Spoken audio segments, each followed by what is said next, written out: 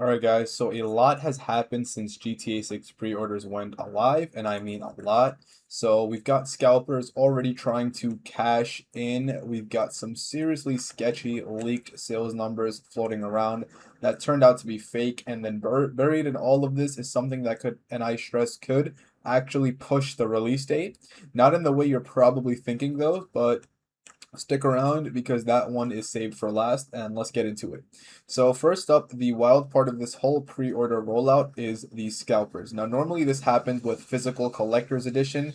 Thinking back to Red Dead Redemption 2, where limited print runs meant resellers could snatch up copies and then flip them on eBay for a markup. It makes sense because the supply is actually limited. Here's the thing though, GTA 6 isn't even getting a real physical release. So if you walk into a GameStop or order a box from Best Buy, you're not actually going to be getting a disc. You're pretty much just getting a code inside an empty box, and that is pretty much it. And what that means is that the supply is basically infinite. So you can order as many boxes as they want to print, and that is how many codes exist. And yet somehow people are still finding a way to resell these things on eBay. So we're talking about listings going to about $120, with the highest sale I've seen sitting at 140 just for a code. And that, you could just buy yourself at retail price. So, please, for the love of God, don't fall for this. There is zero reason to pay a markup for something that isn't even scarce or not, something that is like technically limited, I guess. And now, this also does lead up to something even more interesting, that the actual physical pre-order numbers or lack thereof, and this started making rounds on Reddit, specifically from GameStop employees venting about how bad launch day pre-orders actually were. One post from a store lead, he pretty much broke it down, saying that their location expected around 500 pre-orders on day one. They got five, only five, and of those five, three people only pre-ordered because they wanted the physical map that's rumored to come in the box. A map, by the way, that hasn't even been officially confirmed yet. So scrolling through that thread, it's the same story pretty much everywhere. Stores posting stuff like we're at 11. Our goal was 200. So physical retail is pretty much getting crushed right now. Now, a big reason for that seems to be edition confusion. And a lot of GameStop locations can only offer the standard edition in store, not the ultimate edition. And from what these surveys are showing, something like 80% of buyers want the ultimate edition. So if people can't get the version they actually want at a physical store, they're pretty much just skipping it and buying digital instead. Now, speaking of digital, there's also a claim going around that PlayStation outselling Xbox by a wild 8-1 margin, and this traces back to IGN. And pretty much the catch is that it's not actual sales data, it's based on affiliate link clicks. And so when someone clicks IGN's link to buy the game and it happens to go to the PlayStation Store, more often the Xbox Store, that's being read as PlayStation is winning by 8-1. And obviously that is not the same as verified sales data. And unsurprisingly, Microsoft also did clap back pretty quickly. They basically said that this isn't real pre-order data and that they've actually seen record-breaking orders on their end, and that people should wait for legitimate numbers instead of trusting affiliate click-throughs. Then later, somewhat ironically, Xbox came out with their own claim saying PS5 pre-orders were beating them 6-1. So even the official pushback ended up citing a similarly shaky number. And this also does tie back to those other insane pre-order claims. The ones pretty much saying something like 39 million pre-orders happened on day one, pulling in nearly $3 billion in 24 hours. And when you actually think about it, that math doesn't even hold up because there's roughly 90 million PS5s out there and 30 million Xboxes. So for that number to be real, you need something like a third of every single console owner on the planet to have already pre-ordered the game. With no disc release even in play, it just doesn't add up. And honestly, it never really did. And honestly, it doesn't even make that much sense either. But pretty much, now here is the part of the story that's honestly bigger than GTA 6 itself. and that is that PlayStation has confirmed that as of January 28th, physical discs are done. No more disc-based games at all going forward, and as you'd expect, that news did not land well with the gaming community at all. Interestingly, right around the same time, a leak surfaced saying that Xbox is developing a disc-to-digital feature, something that would let people with physical game collections convert them into digital licenses.